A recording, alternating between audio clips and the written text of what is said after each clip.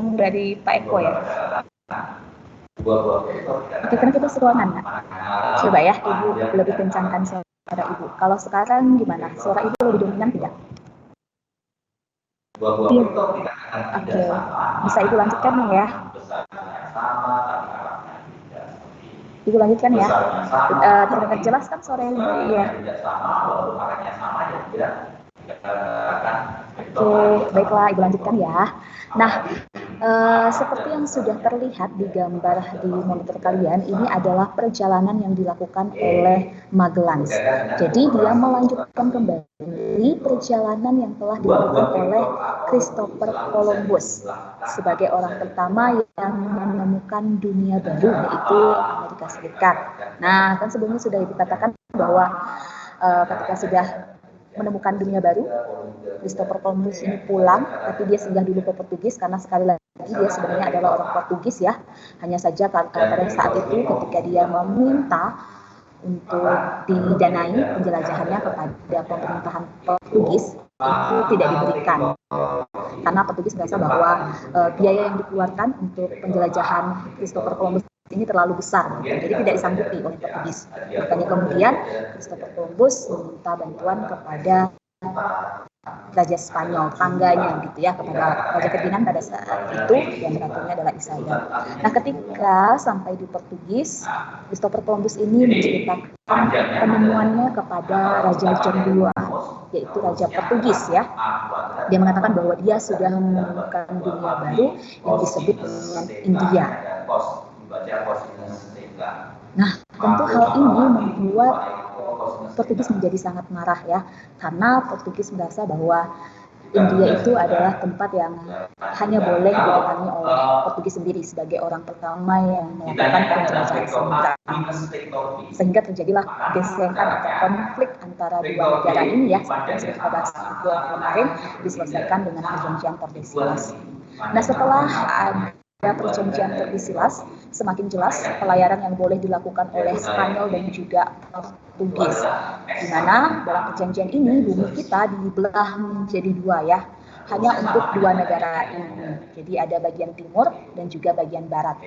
Sekali lagi untuk bagian timur itu boleh dikuasai oleh Portugis. Jadi sebelah timur adalah hak monopolinya bagi Portugis, sementara untuk sebelah barat bumi kita ini untuk Spanyol.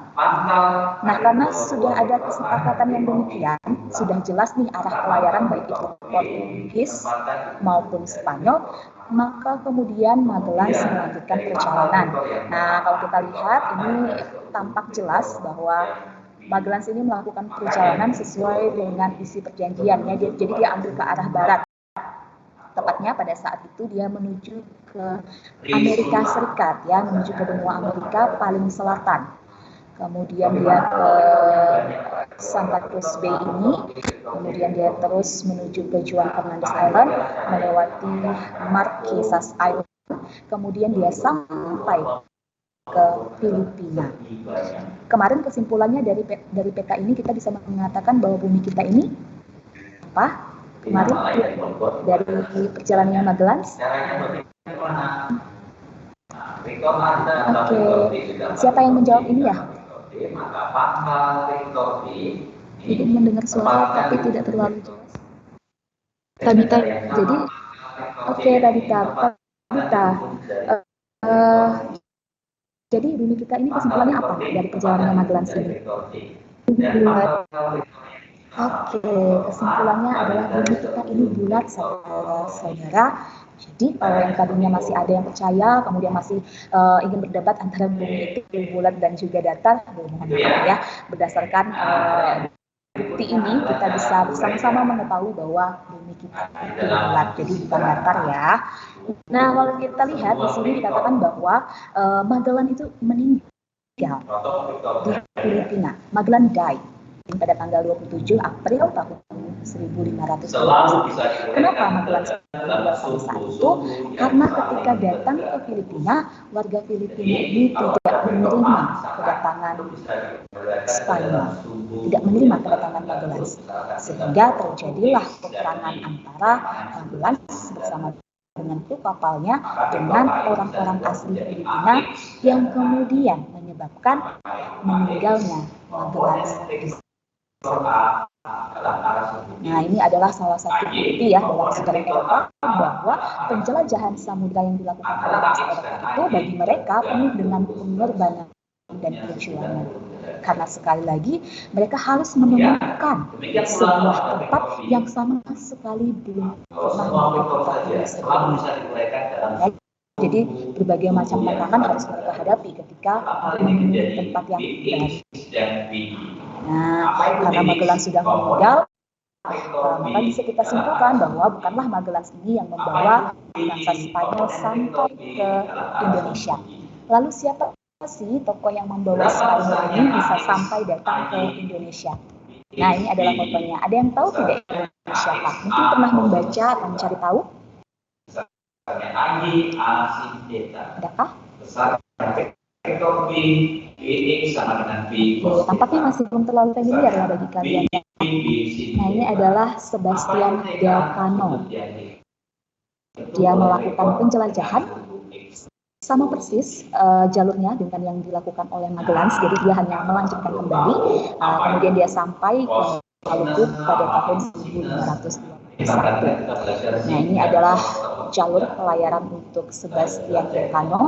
Kalau kita amati secara seksama, kalau tadi sudah kalian perhatikan yang milik Magellan, maka tampak jelas ya bahwa Sebastian Elcano ini melanjutkan kembali perjalanan dari Magellan.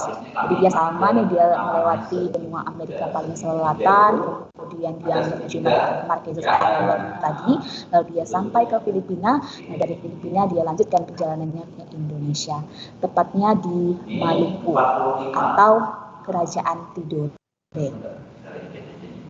Nah, pada saat itu, ketika Sebastian Elcano ini sampai ke Tidore, dia disambut dengan sangat hangat. Ya, jadi disambut dengan baik. Kenapa bisa demikian?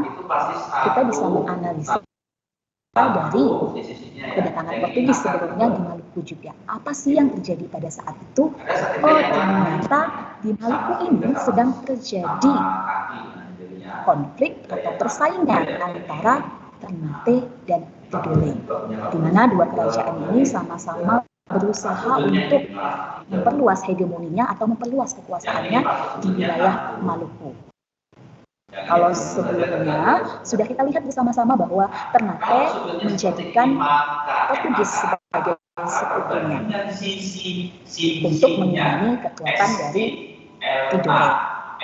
Nah, karena tetangganya sudah ada sekutu, makanya ketika Spanyol ini datang ke Tidore, Tidore juga menyambut kedatangan itu dengan baik, ya, dengan harapan Spanyol ini bisa dijadikan sekutu untuk melawan kekuatan dari Ternate yang sebelumnya sudah bekerja sama dengan Portugis. Nah, jadi penerimaan baik itu Ternate dengan Portugis atau Spanyol dengan Tidore sama-sama ada unsur politis di dalamnya ya. Mereka punya kebutuhan untuk mendukung mereka dalam menguasai wilayah Maluku.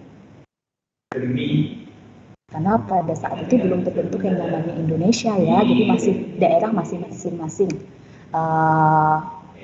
Pemerintahannya juga berdiri sendiri-sendiri. Bahkan dalam satu wilayah itu bisa ada berbagai macam kerajaan. Salah satunya di Maluku ya, ada Ternate dan Tidore. Nah, kemudian karena Spanyol ini ada di Tidore, lalu kemudian Portugis itu marah, saudara-saudara ya.